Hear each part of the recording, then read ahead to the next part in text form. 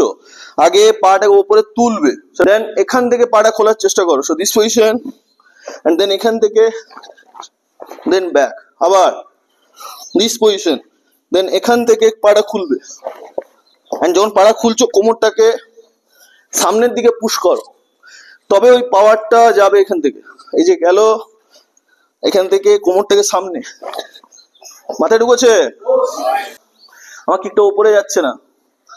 আবার কাঞ্চন সাম্পার স্ট্রেচিং ভালো, কিক্স ভালো, আরেকবার তোমাদের দেখাচ্ছি সেম। সো এখানে এটা ভেরি ইম্পর্টেন্ট, এটাকে যতটা সম্ভব পেছনে রাখবে, তাহলে আমি লাস্ট মুহূর্তে থ্রাস্ট দিতে পারবো। এটা যদি আগে আমি এরকম রাখি তাহলে আমার আর থ্রাস্টটা দেওয়ার জন্য জায়গায় থাকবে না।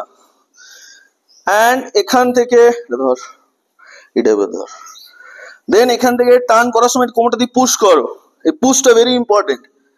দেন ব্যাক, শুধু খুলে দিলে হবে না, এগেন আপ, এটা ভেতরে, দেন যখন খুলছি এটা দিয়ে পুশ করতে হবে।